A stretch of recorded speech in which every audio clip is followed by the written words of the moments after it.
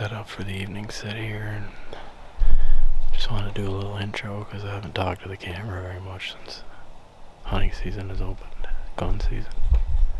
It's been bad. It's been real bad down here. Farmers didn't cut their corn across the street. Deer are all over there. There are no deer up in here.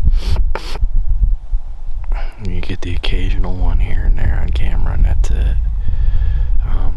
The reason why I decided to sit here is because I had 2 does up in here last night.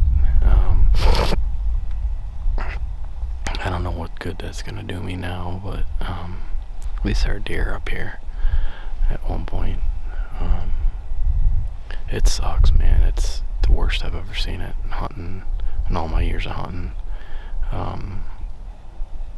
26 years of deer hunting, and I've never seen a property go this dry. And I know why. It's not as if these deer disappeared. I'm not saying that the deer population isn't there. It's just they're all over there. They're all across the street.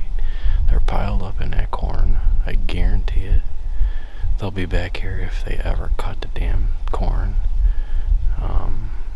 But I'm screwed until then. I'm doing the best I can out on the edges because I've checked cameras. I've been back in the woods. There's no sign. There's no deer. It's unfortunate. This is the worst I've ever seen it. The driest I've ever seen a property go. But the thing about my property down here is it's a transition property.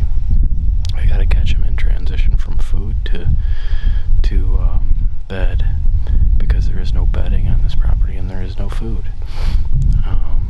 The only food that I got here is when it gets real bad in the wintertime. They come out to these pastures to graze, but right now with all that corn up, I'm not competing with it. They're gonna be in that corn. They're not gonna be screwing around in these pastures. So that's where things stand. It's a bad year.